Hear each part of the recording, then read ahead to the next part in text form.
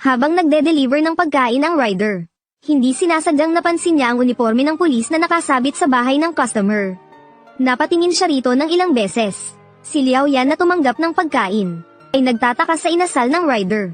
Bakit parang natulala ang rider nang makita ang uniforme ng pulis? Bago pa siya makapag-isip, huling may kumatok sa pinto. Pagbukas niya ng pinto, nandoon pa rin ang rider. Isa ka bang pulis? Ikinwento ng rider sa pulis na ngayon lang niya nakilala ang isang kwento. Sa loob ng 3 buwang ito, tuwing madaling araw ng Huwebes, may dumarating na order mula sa parehong address. At ang babaeng kumukuha ng pagkain ay laging naka-carton face mask at nakangiti, kahit siya lang ang laging nagde-deliver. Hindi sila kailanman nag-usap, parang magkaibang taong kilala ngunit hindi magkakilala. Nagpapalitan sila ng sulat gamit ang papel at panulat. Ngunit kagabi, na isang pamilyar na Huwebes din, mas maaga umorder ang babae, at wala na ang kakaibang mensahe sa order slip. Nagduda ang rider na may nangyayari, kaya agad siyang pumunta sa bahay ng babae. Pero kahit ilang katok, wala siyang narinig na tunog mula sa loob. Dahil sa pag-aalala, idinikit niya ang tainga sa pinto, at may narinig siyang galaw sa loob. Akala niya'y nagbibiro lang ang babae, pero nang bumukas ang pinto, wala na ang ngiting palagi sa mukha ng babae, kundi takot ang nakita niya. Habang kinukuha ang pagkain, mariin siyang kinurot ng babae sa kamay. Habang pauwi na napagtanto ng rider, na baka iyon ay isang senyales ng paghingi ng tulong. Kaya bumalik agad siya sa pintuan ng babae. Ngunit kahit ilang katok, tahimik pa rin sa loob ng bahay.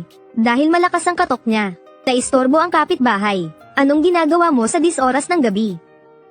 Nagde-deliver lang po ako ng pagkain. Naipasok ko na po sa loob. Niloloko mo ba ako? Wala namang nakatira dyan. Totoo, naipasok ko talaga sa loob. Ilang buwan ko nang ang dinadala yon. Para kanino mo dinadala? Siya nandoon pa nga siya kanina. Sige, palokohin mo pa ako. Maniwala ka't hindi, tatawag na ako ng pulis. Ang sinabi ng kapitbahay ay tila gumising sa rider na litong-lito. Agad siyang tumawag ng pulis at humingi ng tulong. Sabi ng admin, totoo may nakatirang ang babae rito dati, pero namatay siya sa isang aksidente 6 na buwan na ang nakalipas. Ipinakita rin ng pulis ang death certificate ng babae mula sa system. Bagamat malinaw ang ebidensya, hindi pa rin makapaniwala ang rider. Sa mga nakaraang buwan, bawat Huwebes dinadala niya roon ang pagkain. Ipinakita pa niya sa pulis ang lahat ng resibo bilang patunay na hindi siya nagsisinungaling. Ipinakita rin niya ang kamay niya, kung saan siya kinurot ng babae pero walang bakas. Ni isang marka wala. Ngayon sabihin mo nga, may ibang nakakita ba sa kanya bukod sa iyo?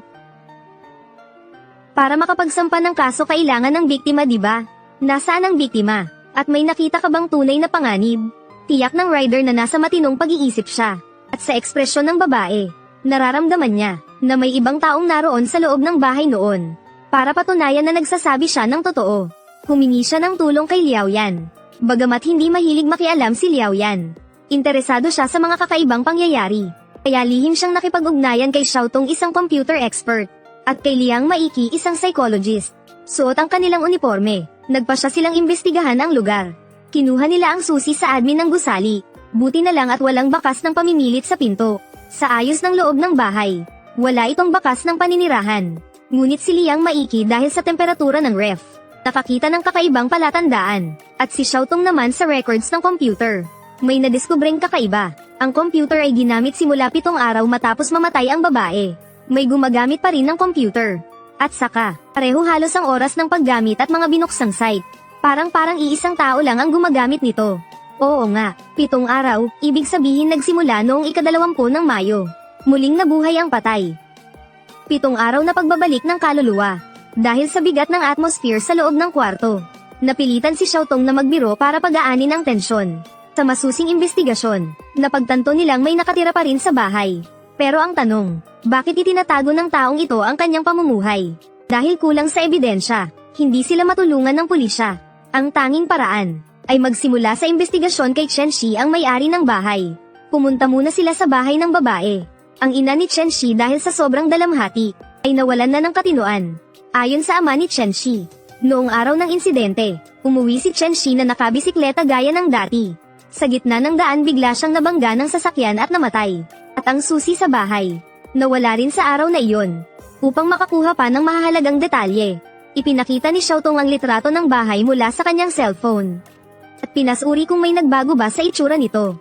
Matapos suriin ng ama, wala raw pinagbago ang bahay mula 6 na buwan na ang nakalipas.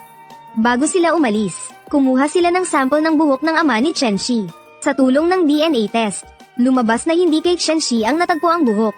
At ayon sa mga kaibigan ni Chenxi, hindi raw siya gumagamit ng face mask. Sa puntong ito may naalala si Liao Yan. Kaya't bumalik siya sa bahay ni Chenxi. At doon nga sa drawer natagpuan ang carton face mask. Nakakuha pa sila ng kalahating fingerprint sa mask. Sa puntong iyon nakumpirma nilang hindi nagsisinungaling ang rider. Para makakuha pa ng mas maraming impormasyon, kinapanayam ni Liao Yan ang mga kapitbahay sa parehong palapag. Tiyak na tiyak ng matandang babae na buhay pa ang babae sa kabila. Dahil kamakailan lang, habang pauwi siya galing palengke inatake siya ng low blood. At sakto namang nakita niyang binubuksan ng babae ang pinto. Agad siyang binigyan nito ng candy mula sa bulsa. At isinubo niya ito sa bibig ko. Dahil nag-aalangan si Liao Yan ipinakita niya ang litrato ni Chenxi. Upang makumpirma ng matanda, parang may suot siyang malaking face mask noon. Noong gabi bago yun, may narinig ka bang kakaibang ingay? Gusto mo ng tubig? Kuha lang ako para sayo. Ay naku, wag na po tita. Pasensya na po sa abala. Aalis na po ako. Pero hindi siya litong-lito. Mula sa mga natipong pahiwatig, maaaring may nakatira na isang babae na kamukha ni Chenxi sa bahay na iyon. Sa ngayon, ang tanging ebidensya lang ay ang kalahating fingerprint. Habang nadidismaya binuksan ni Maiki ang bintana para makahinga. Sa oras ding iyon, napansin niyang may isang tao sa katapat na gusali na nagbe-video. At background ng video ang mismong gusali nila. Dahil naisipan lang subukan, hinanap niya ang lalaki na kumuha ng video. At nalaman niya, na isa palang vlogger ang lalaking iyon. Gamit ang kanyang karisma, nakuha ni Maiki ang lahat ng video mula sa nakaraang mga buwan. Habang isa-isang pinapanood, napansin nila, sa 3 video lumitaw ang silweta ng babae mula sa bahay. Ang huling pagkakataong nakita siya ay noong isang gabi, na eksaktong huling delivery rin, ng rider ng pagkain. Sa sapat na ebidensya, agad nilang ini-report ang kaso sa headquarters. Gamit ang fingerprint matching sa police database, nalaman ni Xiaotong na ang babae sa carton face mask ay si Yu Lengleng. Ayon sa mga record, 4 na taon na ang nakalipas. Tumakas si Yu Lengleng mula sa kanilang bahay matapos makagalit ang ama. Kalaunan bumalik siya sa kanilang tahanan at iniurong ang kaso. Bagamat kaedad niya si Chenxi, at medyo magkahawig sila, malaki ang pagkakaiba ng kanilang mga pinanggalingang pamilya. Ang ama ni Yu Lengleng ay may-ari ng kilalang kumpanya sa lugar. At si Lengleng ay laging iniidolo ng marami. Upang alamin kung bakit si Yu Lengleng ang nakatira sa bahay ni Chenxi, nagpa siya ang pulis na imbestigahan ang pamilya Yu. Pero laking gulat nila, nawawala ang anak na babae. Ngunit tila hindi nag-aalala ang ama. Dahil sanay na siyang wala ang anak sa bahay. Sa malaya nitong ugali, iniisip niyang baka nagbakasyon lang sa ibang bansa ang pasaway na batang yon. Samantala ang madrasta, ay tila manhid na rin sa pagkawala ni Lengleng. Dahil basta't may perang padala, kayang huwag umuwi ni Yu Lengleng ng matagal na panahon. Habang nag-uusap sila dumating ang kapatid na lalaki ni Lengleng. Nang makita ang mga pulis, agad siyang umakyat, bagaman simpleng kilos lang ito. Napansin pa rin ito ng mga pulis, kaya't kusa nilang hininging makita ang kwarto ni Yu Lengleng. Si Liao Yan naman ay pumunta sa kwarto ni Yu Noanyuan. Ikaw ba ang pulis? Nagkaproblema na naman ba ang ate ko? Nagkaproblema na naman. Palagi ba siyang may problema? Ngayong pagkakataon ba siya ang nanloko? O siya ang niloko? Bakit mo nasabi yan? Sa ugali niya isa lang ang kahihinatnan, manloko o maloko. Kailan siya huling umuwi? Hindi ko alam. Ang malamig na pakikitungo ng buong pamilya ay ikinagulat ng mga pulis. At kahit wala silang nakuhang mahalagang impormasyon, bago sila umalis, kumuha pa rin sila ng DNA sample mula sa ama ni Yu. Sa pagsusuri, ang hibla ng buhok mula sa kwarto ni Chenxi ay tunay na kay Yu Lengleng. Ngunit ang taong ito ay misteryosong nawala. Kasabay nito, may bagong natuklasan ang mga pulis na nagbabantay sa bahay ni Chenxi. Isang diary ang natagpuan nila sa ilalim ng cabinet, at nakasiksik pa roon ang ID ni Chenxi. Napansin ni Maiki na 2 klase ang sulat sa diary. Sa palagay niya, ang mga huling bahagi ay posibleng isinulat ni Yu Lengleng. Ngunit ang huling mga pahina ay pilit na pinunit, bagamat wala na ang papel na iwan ng marka ng sulat sa ilalim. Upang agad mahanap si Yu Lengleng, tumawag ng police dogs ang mga autoridad. Ginamit nila ang face mask na minsang ginamit ni Lengleng bilang batayan para sundan ang kanyang amoy. Habang sinusundan ng police dog ang landas papunta sa damuhan, bigla na lang nawala ang bakas ng amoy, at natuklasan ng pulis ang bakas ng gulong ng sasakyan sa di kalayuan. Napansin agad ni Liao Yan na bihira ang ganitong marka ng gulong. At nakita niya ang ganoong sasakyan kamakailan lang. sa bahay ng pamilya Yu. Sa puntong ito 12 oras na nawawala si Yu Lengleng. Ngunit mula simula hanggang ngayon, wala ni isang kamag-anak ang nagtangkang humingi ng balita sa pulisya. Ang kanilang pagiging kalmado ang nagbigay ng hinala sa mga pulis. Kaya bumalik silang muli sa bahay ng pamilya Yu. Matapos ang maingat na obserbasyon, nakumpirma ni Liao Yan na hindi tugma ang gulong ng sasakyan.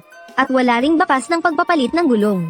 Sa kabila ng pagbabalik ng mga pulis, nanatiling kalmado si Yu Yucheng. Ngunit ang madraste sa tabi niya ay halatang balisa. Hindi pa sila nag-uusap ng matagal. Nagtunog ang cellphone ni Yu Yucheng. Ngunit ibinaba niya ito agad sinabing scam call lang. Pero hindi nagtagal, tumunog ulit ang telepono. At nang hindi na niya ito matakasin, napilitan siyang sagutin ito. Pero ilang salita pa lang ay agad niya rin itong ibinaba. Sa ekspresyon ni Yu Yucheng alam ni Maiki na hindi ito simpleng scam call, kundi may kinalaman ito sa kanyang anak. Malaki ang posibilidad na tinatakot siya ng kidnapper na huwag magsumbong sa pulis. Nang mabisto ang kanyang sikreto, wala nang nagawa si Yu Yucheng kundi ang magsabi ng totoo. Ayokong makialam kayo, kahit magkano pa. Ililigtas ko ang anak ko. Ngunit malinaw na masyadong minamaliit ni Yu Yucheng ang sitwasyon. Sabi ni Maiki kadalasang humihingi ng ransom ang mga kidnapper matapos ang 3 araw. Ibig sabihin hindi lang pera ang habol nila. Diretsahang tinamaan ng mga pulis ang punto ni Yu Yucheng. Baka nga hindi sapat ang pera para tapusin ito. Upang mailigtas ang kanyang anak, napilitan siyang makipagtulungan sa pulisya. Ibinigay niya ang recording ng tawag ng kidnapper kagabi.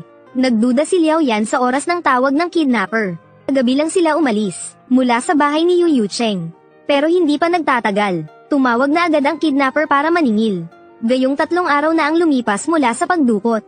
Ngunit ngayon lang sila humihingi ng ransom. Nang makialam na ang pulis, wala pang kalahating oras, biglang humingi ng pera ang mga kidnapper. Malinaw na hindi ito isang simpleng pagkakataon lang. At ang tawag kanina ay mula rin sa kidnapper. Sa pagkakataong ito, inaasa nila ang halaga mula 2 na milyong piso patungong 5 na milyong piso. Ipinarinig pa nila ang boses ni Yu Lengleng. Dahil satellite phone ang gamit ng kidnapper. At binago pa ang boses. Sa kasalukuyang teknolohiya, mahirap matunton ang eksaktong lokasyon ng tumawag. Ngunit may kakaiba, parang hindi iisa ang tumawag sa 2 pagkakataon. Malinaw na, mas maingat ang mga kidnapper kaysa inaakala ng lahat. Pinarinig nila ang boses ni Lengleng, upang patunayang buhay pa siya. At sabay na pananakot na pwede siyang patayin anumang oras. Tiniyak ni Yu Yucheng, na ang tinig sa telepono ay sa kanyang anak. Upang mailigtas ito, napilitan siyang humingi ng tulong sa pulisya. Ipinaliwanag ni Maiki, na ang tanging paraan ay makipagnegosasyon sa kidnapper. Sa pamamagitan ng pagtaas ng ransom, para makakuha ng mas maraming oras para sa anak. Sa ganitong paraan lang, mapipilitang buhayin ng kidnapper si Lengleng kapalit ng pera. Hindi nagtagal tumawag na muli ang kidnapper. Pinayuhan ng pulis si Yu Yucheng na patagilan ng usapan, upang makakuha sila ng oras para sa pag-track ng lokasyon. Pero hindi rin tanga ang kidnapper.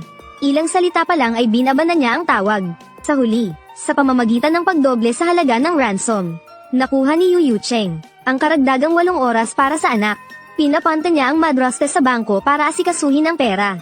Samantalang ang pulis naman, ginamit ang nalalabing oras upang subaybayan ang lokasyon ng kidnapper. Tinanong din nila si Yu kung may nakaaway ba siya, o kung may kaaway ang kanyang anak. Nang makita nilang tila may gustong itago si Yu, nahinuha ni Maiki, na may itinatago siya ukol sa pagdukot. At nang handa na siyang magsabi ng totoo, muling tumawag ang kidnapper, at sinabing dapat dalhin ang 10 na milyong piso. At personal na pumunta sa takdang lugar para sa palitan. Ngunit ang halagang iyon ay halos 100 kilo, at hindi niya kayang buhatin mag-isa. Akala ni Xiaotong na walang alam ang mga kidnapper. Ngunit may napansin si Liao Yan na kakaiba. May isa pang posibilidad. Na may 2 magkaibang grupo ng kidnapper. 2 grupong walang kinalaman sa isa't isa. Xiaotong, sinabi mo kanina na ang mga tawag ay ginamitan ng 2 magkaibang voice changer. Yung huling tawag na dumating, alin sa 2 software ang ginamit? Makikita ba sa analysis ng boses? Agad na nagsagawa si Xiaotong ng voice analysis, at natuklasang ang huling tumawag. At ang unang tumawag ay iisa. At ang hinihinging ransom nito ay 3 na milyong piso lamang. Ang halagang iyon ay eksaktong kasya sa isang malaking malita. Ito rin ang nagpapaliwanag kung bakit magkaiba ang ginamit na boses ng mga kidnapper. Sa boses ni Yu Lengleng sa tawag, si Liao Yan ay nakumpirmang siya ay hawak ng kidnapper na humihingi ng 10 na milyong piso. Kasabay nito, dumating din ang na-restore na larawan mula sa diary ng forensic team. Mula sa ilang linya, nalaman ni Maiki na ang itinatago ni Yu Yucheng ay may kinalaman sa kanyang anak. Nalaman din ni Xiaotong na hindi lang 3 ang sasakyang nakarehistro sa pamilya Yu. May isa pa na ibinenta ng mura noong simula ng taon. Ibinenta ito dahil nasangkot sa isang aksidente. Nabangga ng sasakyan ng isang 15 taong gulang na estudyante. At ang nagmamaneho pala ay ang driver ni Yu Yucheng. Kinabukasan kusa itong sumuko sa awtoridad. At kasalukuyang nasa kulungan, nang may ugnay ito sa sulat ng pag-amin ni Yu Lengleng. Malinaw na, ay itinatago ang pamilya Yu tungkol sa aksidente. Sa paulit-ulit na panghihikayat ni Maiki, sa wakas ay nagsabi ng totoo si Yu Yucheng. Ayon sa kanya kamakailan lang, nakabangga at nakapatay ng estudyante si Yu Lengleng dahil sa pagmamaneho ng lasing. Para mailigtas ang anak, nagbayad siya ng malaki sa driver para akuin ang kasalanan. Dahil sa tukso ng pera, tinanggap ng driver ang pagiging scapegoat. At agad na pinaalis si Yu Lengleng palabas ng bansa. Akala nila'y tapos na ang lahat, pero hindi nila inasahan na makakatanggap sila ng isang video makalipas ang ilang linggo. Malinaw na kuha roon ang buong pangyayari ng aksidente na ginawa ni Yu Lengleng habang lasing. Hiningi ng kausap ang 2 na milyong piso kapalit ng video. Ngunit pagdating niya sa itinakdang lugar sa tamang oras, wala siyang nadatnang kahit sinong tagpo. Sa pamamagitan ng video, napansin ni Xiaotong na galing ito sa dashcam ng sasakyan. Kaya agad, pinahanap niya sa mga kasamahan ang CCTV ng kalsada sa araw na iyon. At malinaw sa footage, na may iisang itim na sasakyan lang na dumaan. At ang may-ari ng sasakyang iyon, ay ikinagulat ng lahat ng naroon. Para hindi maalerto ang target, hindi muna sinabi ng pulisya kay Yu Yucheng ang impormasyon. Sa halip hinikayat nila siyang pumunta sa lugar ng palitan. Pagkaalis ni Yu Yucheng, agad na inaresto ng pulisya si Yu Noanyuan. Habang si Yu Yucheng naman ay sumunod sa utos ng kidnapper. At iniwan ang pera sa tinukoy na lugar. Ang hindi niya alam, ay nasa ilalim na ng kontrol ng mga pulis ang buong operasyon. Habang umaalis na ang kidnapper na may dalang pera, inaresto siya ng mga pulis na nakatago sa paligid. Nasaan ang bihag? Wala akong hawak na bihag. Hindi ko rin alam kung nasaan si Yu Lengleng. Ginawa ko lang ito para sa pera. Si Yu Noanyuan ang nagutos sa akin. Kung hindi kayo naniniwala, tanungin niyo siya. Ang kabigwang mailigtas ang bihag, ay isa ng inaasahan ng mga pulis. Bilang dagdag na pag-iingat, nagutos ang team leader ng 2 pulis na samahan ang madrasta sa pagkuha ng pera sa bangko. Ngunit habang pauwi sila, biglang nataranta ang madrasta. Nagpaalam siyang sasaglit sa banyo ng mall dahil sumakit daw ang tiyan niya. Pero matagal na siyang sinusubaybayan ng mga pulis. At pinapakinggan na rin ang kanyang mga tawag. At tama nga, tumawag siya sa mismong kidnapper. Ngunit batay sa laman ng usapan, mukhang ayaw din ng madrasta na mapahamak si Yu Lengleng. At nangakong magbabayad ng mas malaking halaga para mailigtas siya. Buti na lang at hindi internet call ang gamit ng kausap. Kaya lang masyadong maiksi ang tawag. Kaya't si Xiaotong ay natukoy lamang ang approximate na lokasyon. At iyon ay sa katabing compound lang ng bahay ni Chen Shi. Agad nagutos ang team leader na i-lockdown ang buong lugar. Sa puntong ito ng kaso, alam ng madrasta na hindi na siya pwedeng magsinungaling. Wala na siyang nagawa kundi aminin ang lahat. Ang kidnapper ay ang pinsan niyang si Joey, na nalulong sa sugal. At may malaking utang sa mga loan shark. Ngunit sa pagkakataong iyon, tumawag si Yu Lengleng para sabihing magpapasuko na siya. Natakot ang madrasta na madamay ang kanyang asawa. Kaya't binayaran niya ng malaking halaga ang pinsan para pigilan si Lengleng. Ang layunin lang ay maantala ang pagsuko. Pero hindi inaasahan na matutokso ang pinsan sa malaking ransom. Dahil sa kasakiman, lalong lumala ang sitwasyon. At ngayon naka-off na rin ang cellphone ni Joey. At wala rin siyang ideya kung nasaan ito. Bigla naman sa oras na iyon, nagpadala si Joey ng larawan ni Yu Lengleng na nakatali, at kasunod ay isang tawag. Sinabi niyang sa loob ng 2 oras, kailangang may handa ang 10 na milyong piso at isang sasakyang walang plaka. Sa larawang ipinadala ni Joey, may napansin si Liao Yan.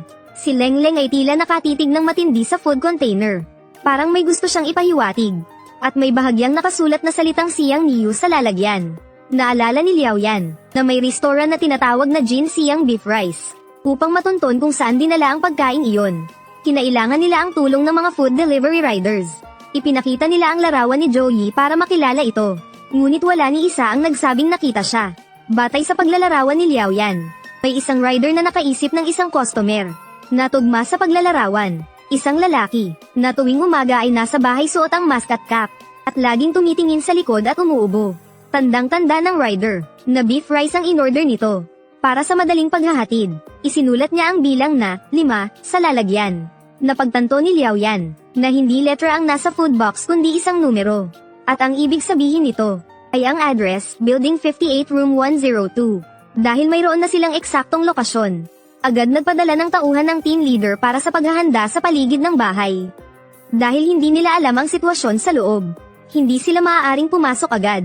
At sa mismong sandali ng paglabas ni Joey para kunin ang ransom, agad na sumugod ang mga pulis na nakapwesto sa paligid. Inaresto si Joey. Pagkatapos ay sumugod ang mga pulis sa loob ng bahay para iligtas ang bihag. Sa masusing investigasyon ng pulisya, sa wakas ay nalutas na ang kaso ng kidnapping. Ayon sa salaysay ni Yuno Anyuan, ginamit niya ang kidnapping upang takutin ang kanyang amain.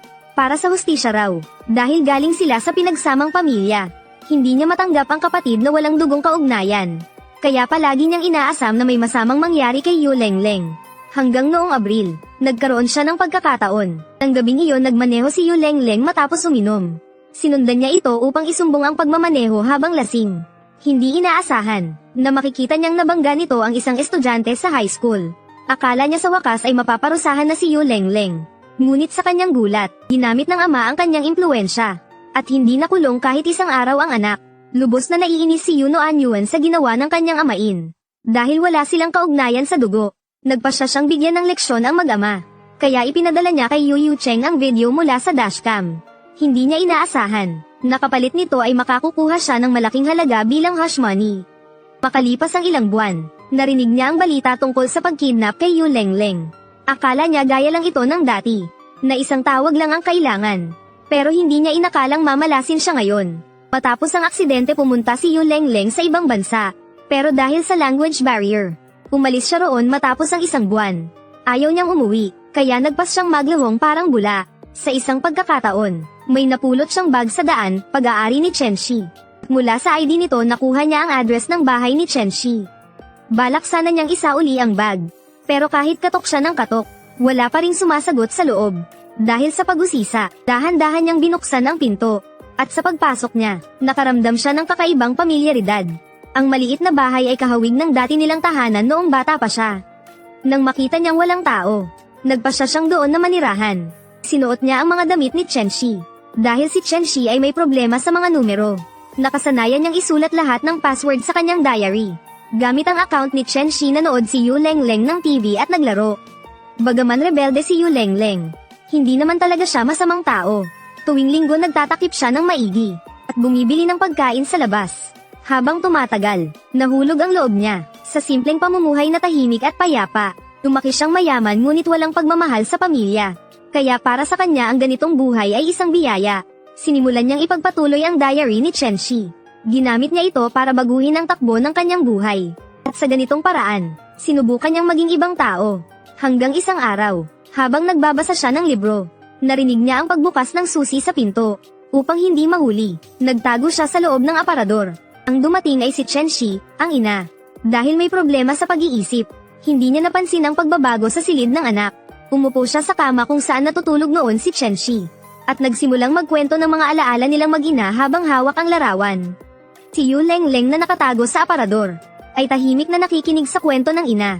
At hindi napigil ang maiyak. Sa sandaling iyon, nalaman niyang patay na ang tunay na may-ari ng bahay sa isang aksidente. At sa kanyang kalituhan, parang nakita niya ang mga magulang ng estudyanteng kanyang nabangga. Bilang pagbayad sa kasalanan, sumulat siya sa huling pahina ng diary ni Chen Shi ng kanyang hangarin na magsisi at magpasuko ng kusa upang humingi ng tawad sa mga magulang ng biktima. Bago siya umalis ibinalik niya ang silid sa dati nitong ayos at matahimik na naghintay na sunduin siya ng kanyang ama. Ngunit sa halip, ang dumating ay si Joey na may dalang kutsilyo at hindi ang kanyang ama. Noong gabing iyon, ang takot na nakita ng food delivery rider ay totoo.